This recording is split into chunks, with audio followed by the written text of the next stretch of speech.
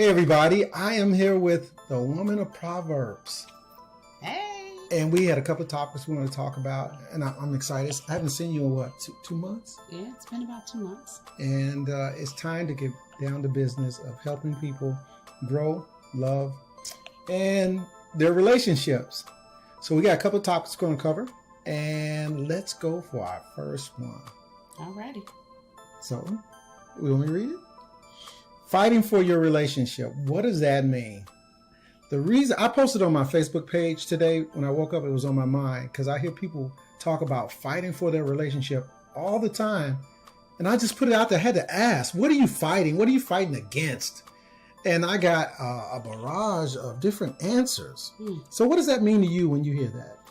Well, when I hear the word or the phrase fighting for your relationships, meaning the being in a position to be able to say, okay, you know what, I want to make this, I'm going to put in all the effort to save, whether it's a marriage or friendship or whatever, putting in the energy and the time to make something work.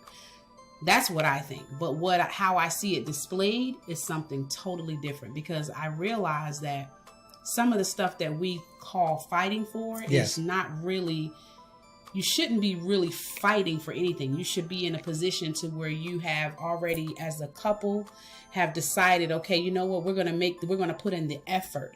And there doesn't have to always be a fight when there's effort involved. Mm-hmm. If we put in the effort, if I put in the effort to make sure that you're happy and that you're getting your needs met, and you put in that same effort of fighting and making sure that my needs met, then there shouldn't have to be a fight, because we're always considering one another.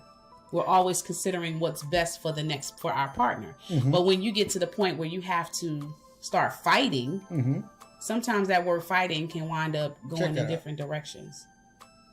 Oh. See? It's like communicating, right?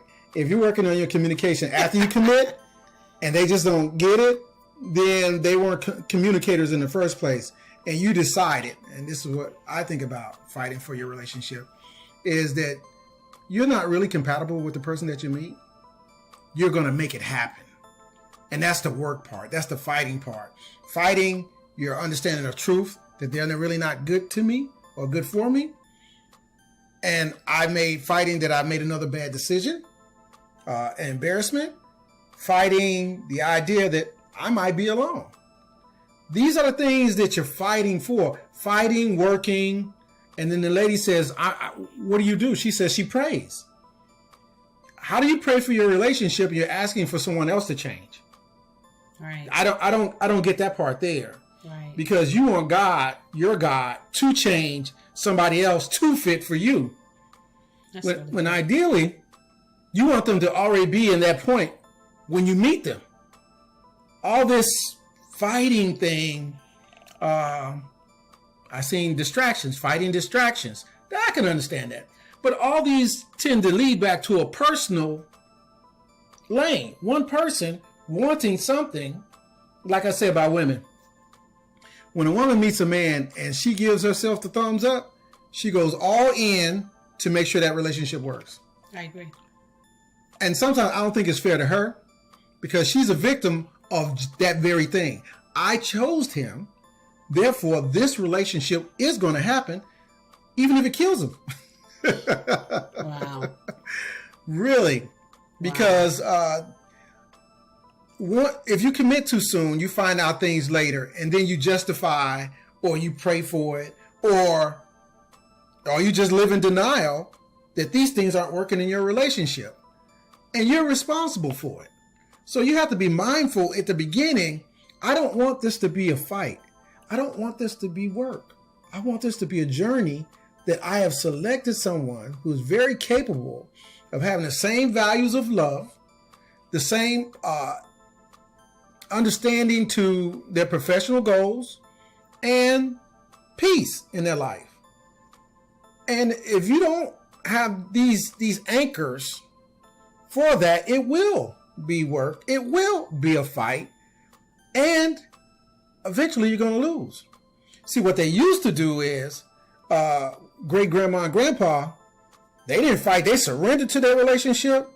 One lived on one end of the house, the other lived on the other end of the house.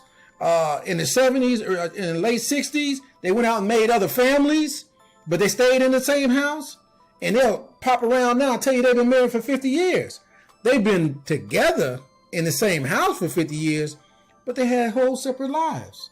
That's true. So we can't do what they did, because child support is real. They didn't have child support back then. But we can't do what they did, but we have to do what we're trying to do now. If you want a loving, caring relationship, you need to have some of these things in place prior to you committing to this person and then trying to figure it out later. Because if they don't have what you need, then what are you doing? You're settling for the relationship. You're angry. You're slick angry about it. And it seeps out. Negativity finds a way to seep out because you didn't do the work. I'm sorry. Did I take? And part of, no, that's actually good. And part of that work is self-care and self-love and positioning yourself emotionally to be able to be in a relationship where you can do the work. Because a lot of the times in relationships, you have two messed up people. Two messed up people? Two messed up people. Okay.